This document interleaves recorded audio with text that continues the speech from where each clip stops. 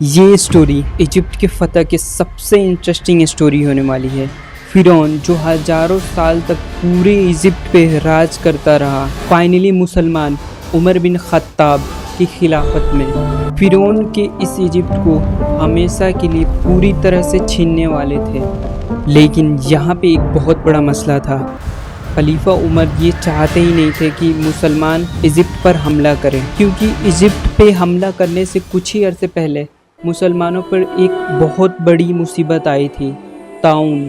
یہ ایسی بیماری تھی جس نے مسلمانوں کے 25,000 سولجر کو شہید کر دیے، اور صرف سولجر ہی نہیں، اور مسلمانوں کے سارے بڑے جنرل بھی اس بیماری سے فوت ہو چکے تھے۔ جس کے بعد خلیفہ عمر حالات کو کنٹرول کرنے کے لیے مدینہ سے مسلمانوں کی آرمی کی طرف گئے، اور وہاں مسلمانوں کے نئے آرمی چیف سے ملاقات ہوتا ہے، عمر بن عاص، جنہوں نے حضرت عمر کے سامنے ایک نیا آئیڈیا اور ایک نیا پلان رکھا۔ اب ہمیں سلو ہونے کی بجائے فرعونوں کے ملک ایجپٹ جانا چاہیے، لیکن حضرت عمر اس بارے میں تھوڑا کنفیوز تھے کہ ہماری ابھی اتنی بڑی فوج اس بیماری سے شہید ہو گئی ہے، اور بالکل ہی چھوٹی سی فوج کے ساتھ ایجپٹ کو فتح کرنا بہت ہی مشکل ہوگا۔ اور حضرت عمر رضی اللہ تعالیٰ عنہ کو اس بات کا بھی ڈر تھا کہ مسلمانوں کی فوج ایجپٹ کی طرف چلی جائے، لیکن پیچھے سے اس پہ پرشین ایمپائر حملہ کر دے۔ آرمی چیف عمر بن عاص اپنی پلان پہ ڈٹے رہے، اور حضرت عمر رضی اللہ تعالیٰ عنہ سے کہتے ہیں کہ ہمیں ایجپٹ کی طرف جانا ہی چاہیے، کیونکہ عمر بن عاص نے اسلام لانے سے پہلے مکہ کے ایک بہت بڑے ریچسٹ مین تھے، اور اپنے بزنس کے کام سے ان کا بار بار آنا جانا ایجپٹ ہوتا رہتا تھا۔ تو اب انہیں بہت اچھے سے پتا تھا کہ ایجپٹ کے لوگ مسلمانوں کے سامنے کبھی کھڑا نہیں ہو سکتے۔ آخر ان کے بار بار کہنے پر حضرت عمر رضی اللہ تعالیٰ عنہ نے انہیں اجازت دے دی، لیکن ایک شرط پہ، چلو تم اپنی فوج لے کے ایجپٹ کی طرف روانہ تو ہو جاؤ، لیکن میرا اگر ارادہ بدلا تو تمہیں اپنی پوری فوج کے ساتھ واپس آنا ہوگا۔ یہ سن کر عمر بن عاص نے اپنی پوری فوج کو ریڈی ہونے کا حکم دیا، اور صرف 4,000 کی فوج لے کر ایجپٹ کے کیپٹل کی طرف بڑھنے لگے۔ اور اسی ٹائم حضرت عمر رضی اللہ تعالیٰ عنہ مدینے کی طرف بڑھ رہے تھے، اور اس ٹائم وہ ایجپٹ کے بارے میں ہی سوچتے ہوئے جا رہے تھے۔ اور جیسے مدینہ پہنچ گئے تو وہاں پہ ایک انہوں نے میٹنگ بیٹھایا، اور انہوں نے سارے صحابہ سے پوچھا کہ مجھے کیا کرنا چاہیے، جس پہ حضرت عثمان اور باقی کے صحابہ لوگ کہتے ہیں کہ ہمیں ایجپٹ کی طرف جانے والی فوج کو روکنا چاہیے۔ پھر اس کے بعد سے حضرت عمر رضی اللہ تعالیٰ عنہ نے عمر بن عاص کے نام پر ایک لیٹر لکھا، اور اس میں کلیئرلی لکھا تھا، حضرت بن عاص، میں نے آپ کو کلیئرلی آرڈر دیا تھا کہ جب آپ کو یہ لیٹر مل جائے گا تو اپنی پوری فوج لے کر کے تم واپس آ جاؤ گے، اور ہاں، اگر تم ایجپٹ کے بارڈر کراس کر چکے ہوگے تو اللہ اکبر کہتے ہوئے آگے بڑھ جانا۔ جیسے حضرت عمر رضی اللہ تعالیٰ عنہ کا میسنجر عمر بن عاص تک پہنچتا ہے، تب تک مسلمانوں کی فوج ایجپٹ کی بارڈر کراس کر چکی ہوتی ہے۔ لیکن یہ اسٹوری میں ایک دوسرا اینگل بھی ہے۔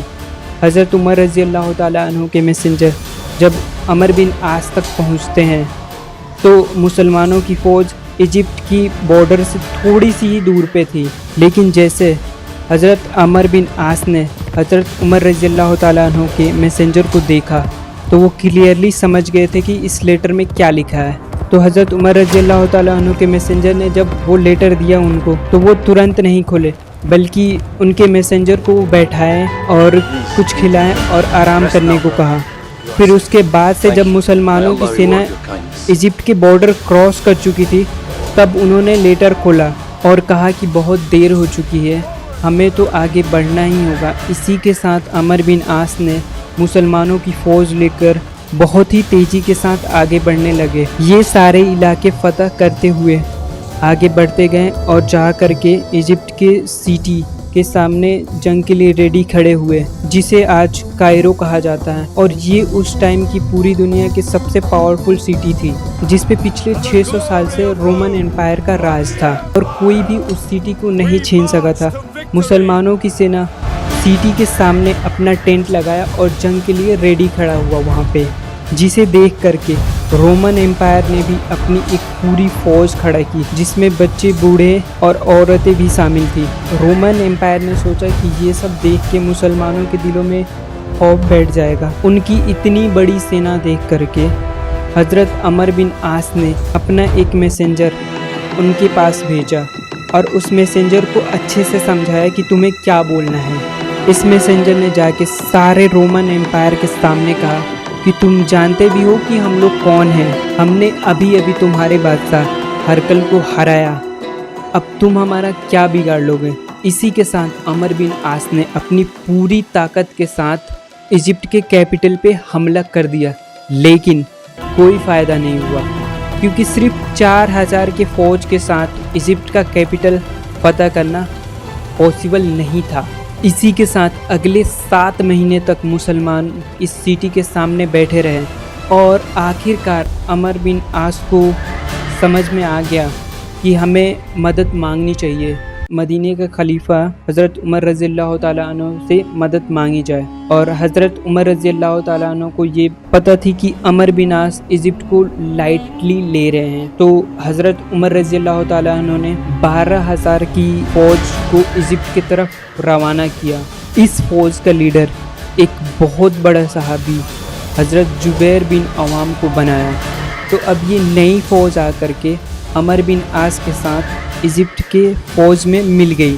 दोनों फ़ौजों ने मिलकर हमले के लिए एक नया प्लान बनाया। अगले दिन रोमन फ़ौज अपने किले से बाहर निकली और दोनों फ़ौजें आमने सामने, और जंग शुरू हो गई। कुछ ही देर के बाद मुसलमानों की फ़ौज पीछे आने लगा। कुछ ही देर के बाद इतना पीछे आ गए कि अब लगने लगा कि मुसलमान ये जंग हार गए।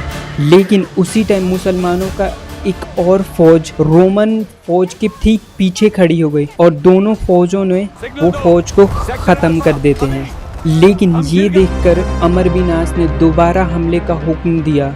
इसी तरह मुसलमानों ने रोमन फ़ौज को चारों तरफ से घेर लिया और फिनिश कर दिया।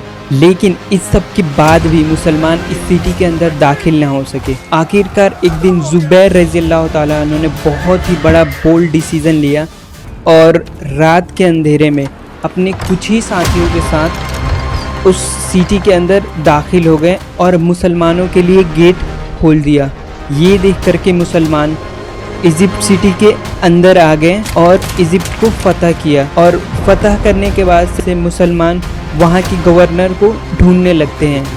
लेकिन गवर्नर पहले ही इस सिटी को छोड़ करके इजिप्ट के सबसे पावरफुल सिटी अलेक्जेंड्रिया की तरफ भाग चुका था। गवर्नर वहाँ से भाग तो गया था, लेकिन भागते हुए एक लेटर भेजा मुसलमानों की तरफ, और उसमें लिखा था, मैं हज़रत उमर रज़ी अल्लाह ताला अन्हु के सामने पूरे इजिप्ट को सरेंडर करता हूँ। अमर बिन आस ने इस लेटर को रिजेक्ट कर दिया, क्योंकि उन्हें पता था कि मुसलमानों की जंग गवर्नर से नहीं बल्कि रोमन एम्पायर के बादशाह से है। आर्मी चीफ अमर बिन आस ने गवर्नर की सिलेंडर को तो एक्सेप्ट कर लिया, लेकिन रोमन एम्पायर के बादशाह रेकेलियस को जब ये बात पता चले तो अपने गवर्नर के इस बुज़दिली पे उसने गुस्सा किया और कहा, इसने मुझसे पूछे बगैर कैसे इजिप्ट को सिलेंडर कर दिया। जिसके बाद से उसने सारे रोमन्स को एक मैसेज दिया और कहा कि गवर्नर की बात छोड़ो और मुसलमानों के साथ हम एक आखिरी जंग करेंगे। आर्मी चीफ अमर बिन आस को समझ में आ गया रोमन एम्पायर मुसलमानों से लड़ने के लिए बिल्कुल ही तैयार है, तो उन्होंने ही अपनी आर्मी को अलेक्जेंड्रिया की तरफ जाने का हुक्म दिया। रोमन के कुछ ही अरसे बाद मुसलमान भी इस सिटी के बिल्कुल पास पहुंच गए और इस सिटी को देख करके बिल्कुल भी हैरान हो गए, क्योंकि the Alexandria the great Alexander के नाम पे बनी हुई ये सिटी बहुत ही बड़ी सिटी थी। हज़रत उमर रज़ी अल्लाह ताला अन्हु की खिलाफत में इतनी बड़ी सिटी पर कभी भी हमला नहीं हुआ था, और मुसलमानों ने इस सिटी को फतह करने की बहुत ही कोशिश की, लेकिन कोई फ़ायदा नहीं हुआ। अगले 6 महीने तक इस सिटी के दरवाजे के सामने बिल्कुल ही बेबस बैठे रहे, और मुसलमानों की एकता तोड़ने के लिए रोमन का बादशाह एक और बहुत बड़ी फौज मुसलमानों से जंग करने के लिए तैयार किया। अब फाइनली ये लग रहा था कि खलीफा उमर कभी भी इस शहर को फतह नहीं कर पाएंगे और उनकी फ़ौज मायूस वापस जाएगी। लेकिन अचानक यहाँ पे एक बहुत ही बड़ा ट्विस्ट आता है और सारा सिचुएशन बिल्कुल ही बदल जाता है।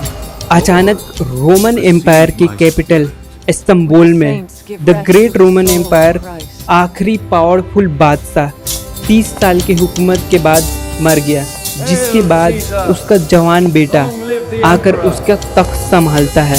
इस यंग बादशाह से रोमन एम्पायर को बहुत उम्मीदें थी, लेकिन इस कहानी में एक ट्विस्ट आता है। कुछ ही दिन तख्त पे रहने के बाद उसकी सौतेली माँ ने उसे मरवा दिया और अपने बेटे को उस तख्त पे बैठा दिया।